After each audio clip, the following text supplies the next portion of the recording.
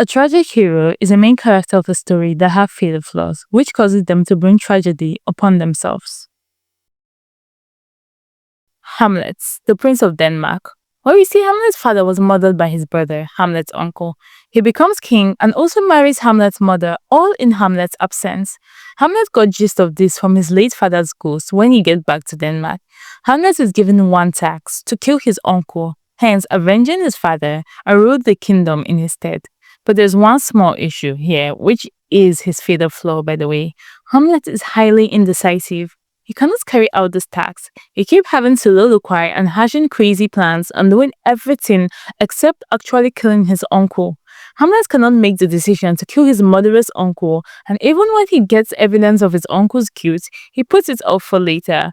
This leads to the death of Hamlet, Hamlet's mother, Hamlet's innocent girlfriend, her father, her brother, and finally, Hamlet's uncle. It's a whole massacre. It's just sad. Leaving the kingdom to Prince Fortibras, this dude who was coming to attack the kingdom. Hence, the tragedy of Hamlet. His fatal flaw, procrastination and indecision. I mean, indecision is just like glorified procrastination. This is Macbeth. He's a Scottish nobleman, a valiant warrior, plus he recently got accolade for protecting the king in battle, who's related to him, by the way. What more could he possibly want? This is Lady Macbeth, Macbeth's wife. For some strange reason, she feels like Macbeth should be the king. Okay, maybe not some strange reason, she just really wanted to be queen. And what's a better time to pursue your dreams than when true witches give a half-baked prophecy to your husband and one involves him becoming the next king. She suggests he takes his future in his hand and subtly take the king out of the picture. She even maps out a whole plan for this. When Macbeth commits the act, when the king comes to visit their mansion, where they live in, by the way. Honestly, Macbeth and his lady really been living fine till those witches came along with their seed of imagine you were king. But Macbeth really be sitting on the wall with this one. So she tells him all the amazing things he could do when he becomes king. Macbeth sees this picture and he's game. He took the life of the king as planned, kills the guard too to cover his track, and eventually blames the prince who runs away so they won't be taken out. With those guys out of the way, Macbeth is next in line to rule. Macbeth becomes king and the rest is tragedy. He is a tyrant, he's highly suspicious of everyone, not to mention killing everyone, even his real G's. He develops some mental issues and Macbeth has to be taken out while his wife slowly runs mad and dies before him. He actually never enjoyed one day as king because it was laden with guilt, ghosts and witches. He was better off the nobleman than the tyrant king. The tragedy of Macbeth. His fatal flaw, unchecked ambition, lack of clarity on values, and lack of confidence in himself. Macbeth did not know where he stood, that's why he was easy to manipulate by both witches and wife. Macbeth also did not have confidence, that's why his wife could get to him by shaming him. The seed was planted by the witches, watered by his wife, and harvested by him. Othello is a Moorish general in the Venetian army. He's a noble, eloquent, skilled, and respected leader. Plus, he married the love of his life, Desdemona, a young, beautiful Venetian noblewoman.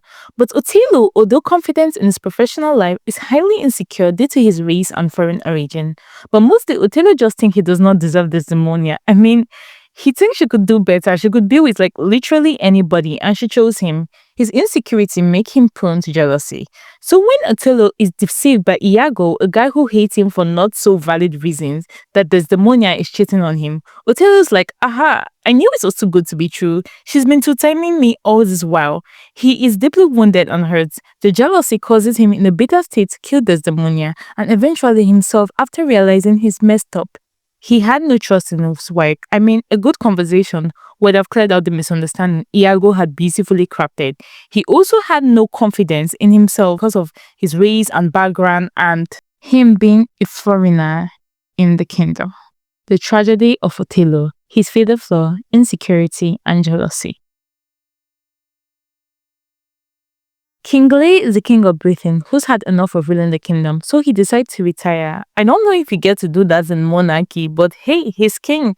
He mostly just wants to keep ruling the kingdom without doing all the work. He has 3 daughters whom he decides to split the kingdom amongst. But there's a catch, he will divide it based on how much they love him. Determinant words of mouth. So they had a kind of royal flattery contest where each daughter would tell him how much she loves him and then he will make his decision. That is, the bigger the flattery, the bigger your inheritance, just a direct proportionality kind of thing. His two elder daughters really outdid themselves with the compliments and flattery. One would think they would walk 10,000 miles for their dad. And Kingsley, he is just eating this up. But his youngest daughter, and favorite by the way, decided not to take part in this foolery. She told him she loves him as a daughter should love her father. No more, no less. Kingsley is unimpressed by her honesty and gives her nothing. He even took it a step further to banish her and his trusted advisor for standing up for her. Lucky for her though, the King of France is impressed by her honesty and decides to marry her then and there, making her the Queen of France. Yeah, honesty. Unsurprisingly, his daughter turns on him the moment they got their part of the kingdom. None of them were welcoming to him and his idea of still being on top. They drove him away. This drives him to madness. This did not satisfy his daughters as they plot to kill him. But his last daughter, aka the Queen of France, she comes to the French army to restore her father out of duty, but she is captured. It's a tragedy. She's hanged in prison while Kingsley dies of heartache after that. The two remaining daughters kill themselves fighting over a fine swoon. The tragedy of Kingsley, his fatal flaw, pride, and seeking vain recognition.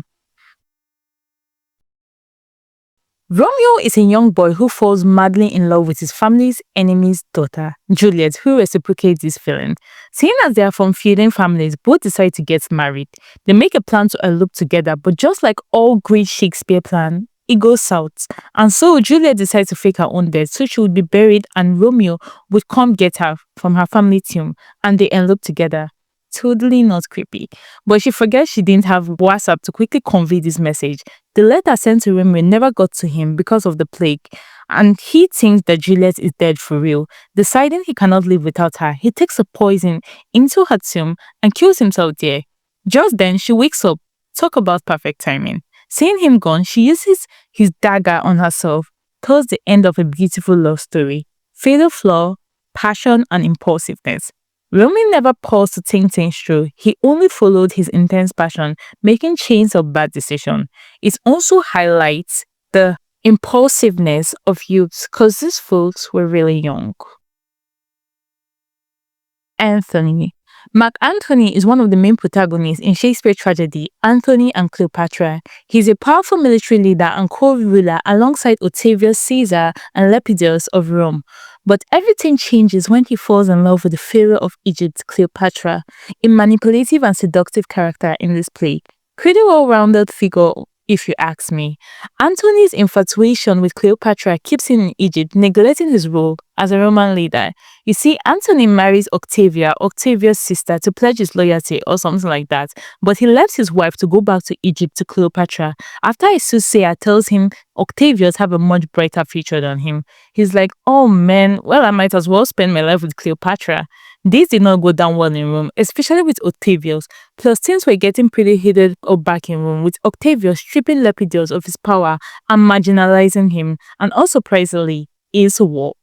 Both Cleopatra and Mark Antony battle together against Octavius on sea, but when Cleopatra suddenly lives in the middle of the war, Antony follows suit. The battle ends up in most of Egyptian fleet abandoning the war after those two decide to turn back. Cleopatra, after having a misunderstanding with Antony, she retreats to her monument and sends a false message that she's dead, but when her letter reaches Mark Antony, he decides he has no will to live again. Mark Antony uses his dagger on himself and eventually dies in Cleopatra's hands. Cleopatra died shortly after by killing herself with a snake. Antony and Cleopatra. Antony's fatal flaw is his overwhelming passion, particularly his all-consuming love for Cleopatra, which clouds his judgment and overrides his sense of duty. He is also his susceptibility to manipulation, because in Shakespeare, Antony and Cleopatra was a pretty manipulative character. This passion manifests as a lack of self-control, leading him to prioritize personal desire over political and military responsibility.